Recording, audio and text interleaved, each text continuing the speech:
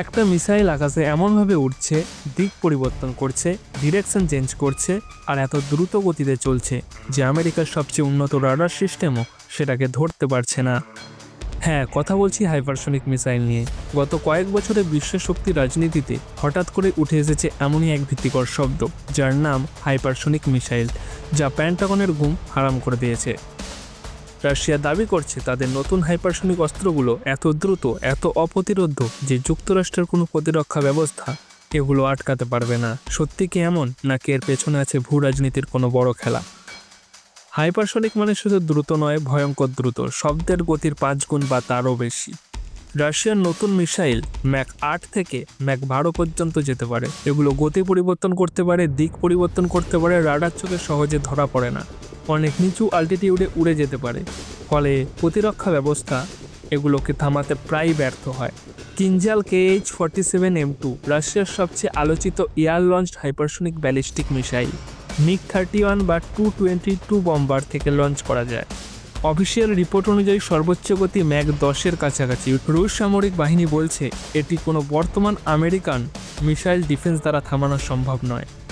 Zircon রাশিয়ার নৌবাহিনীর জন্য তৈরি হাইপারসনিক ক্রুজ মিসাইল, জাহাজ, সাবমেরিন উভয় থেকেই লঞ্চ করা যায়। গতি ম্যাক 8-এর বেশি, যার লক্ষ্য এয়ারক্রাফট ক্যারিয়ার বা নৌঘাঁটি। 2025 সালের সামরিক মহড়ায় রাশিয়া প্রকাশ্যে জিরকন টেস্ট লঞ্চ করেছে। অ্যাভেনগার্ড এটি একটি মিসাইল নয়, বরং হাইপারসনিক গ্লাইড ভেহিকল। ICBM থেকে লঞ্চ হয়ে বায়ুমণ্ডলের ওপরে গ্লাইড করে। রাশিয়া বলছে এটি ম্যাক 20-র গতি অর্জন করতে পারে।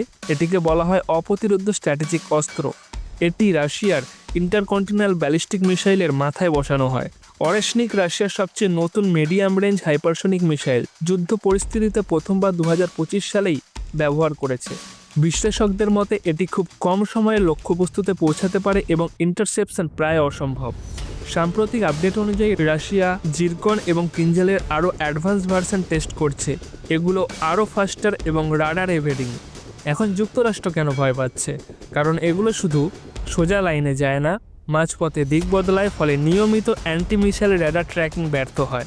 জিরকনের মতো মিসাইলগুলো নাভাল ডোমিনেন্সের জন্য খুব ভয়ঙ্কর। যুক্তরাষ্ট্রের এয়ারক্রাফট ক্যারিয়ার, যা US পাওয়ার প্রজেকশনের ব্যাকবোন, এগুলোর প্রাইমারি টার্গেট। হাইপারসনিক অ্যাটাক হলে ওয়ার্নিং টাইম থাকে কয়েক সেকেন্ড থেকে কয়েক মিনিট। সিদ্ধান্ত নেওয়ার সময় প্রায় নেই বললেই চলে। এই মিসাইলগুলো কনভেনশনাল বা নিউক্লিয়ার দুই ধরনের ওয়ারের বহন করতে পারে। এ কারণে হুমকি আরও গুরুতর।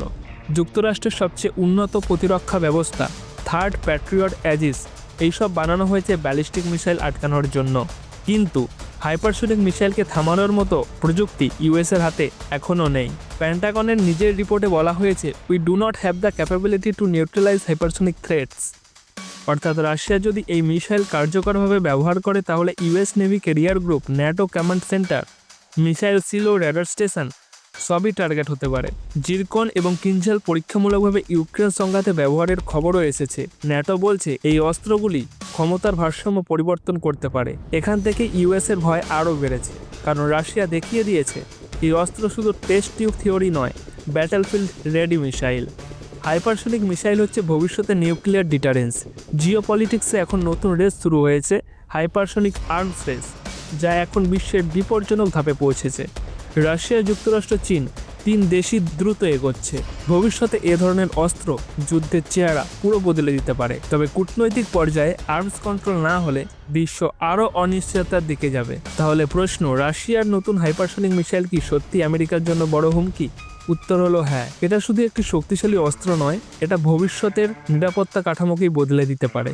বিশ্ব এখন এমন একটি যুগে ঢুকছে যেখানে স্পিড ইকুয়াল টু পাওয়ার, আর হাইপারসনিক মিসাইল মানে নতুন সুপার পাওয়ারের চাবি।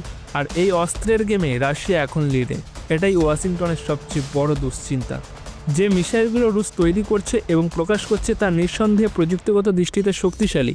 হাইপারসনিক গতি, গেম চেঞ্জার ধরনের ক্ষমতা এবং স্বল্প প্রতিক্রিয়া সময় এই ধরনের অস্ত্রগুলোকে দানবীয় করে তোলে।